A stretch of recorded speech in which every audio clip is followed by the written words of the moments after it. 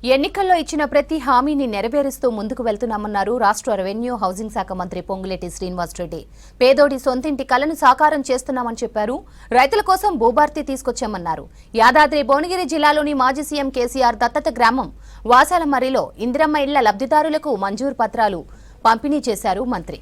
కేసీఆర్ ఆగం చేసిన వాసాలమర్రిని తాము అభివృద్ధి చేస్తున్నామని చెప్పారు. కేసీఆర్ తప్పును ఒప్పుగా, ఒప్పును తప్పుగా చూపించి 10 ఏళ్లు పాలించారని, మళ్లీ మోసం చేయడానికి పన్నాగాలు చేస్తున్నారని ప్రజలు అప్రమత్తంగా ఉండాలని సూచించారు పొంగులేటి. కార్యక్రమంలో ఆలేరు ఎమ్మెల్యే, ప్రభుత్వ విప్ బీర్ల ఐలయ్య, భువనగిరి ఎంపీ చామల కిరణ్ కుమార్ పాల్గొన్నారు.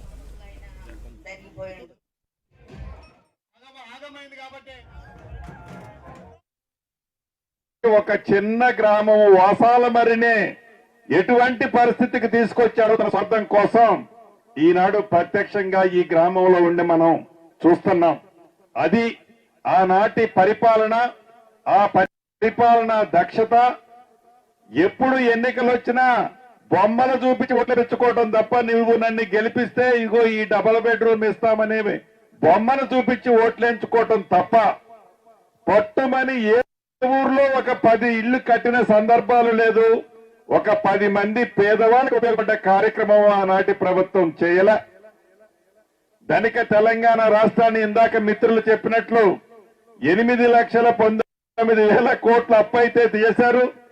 అప్పు చేయటమే కాదు, ఆ చేసిన అప్పు మన ఇందిరమ్మ ప్రభుత్వం ప్రతి నెల 6,500 కోట్లు అసలు మిత్తి కడుతూ, ఆనాటి ప్రభుత్వం ఏవైనా అరా కొర మంచి కార్యక్రమాలు చేస్తే వాటిని చేస్తూ ఏది ఆపకుండా ఎన్నికల ముందు ఇచ్చిన ప్రతి హామీని పేదవాడికి ఇచ్చే దిశలో, ఇందాక మిత్రులు చెప్పినట్లు పేదవాడికి 200 యూనిట్లు ఉచిత కరెంటు, 500 రూపాయలకే గ్యాస్ మద్దు, ఆడబిడ్డలు ఆర్టీసీ బస్సులో ఎంత దూరము ప్రయాణం చేసినా ₹1 కూడా ఛార్జీ లేకుండా చేసే వసతి, పేదవాడికి డబ్బు చేస్తే 10 లక్షల రూపాయల వరకు నాణ్యమైన వైద్యం ఇప్పించడం కోసం రాజీవ్ ఆరోగ్యశ్రీ కార్యక్రమం ద్వారా పేదవాడికి అండగా ఉండే కార్యక్రమం.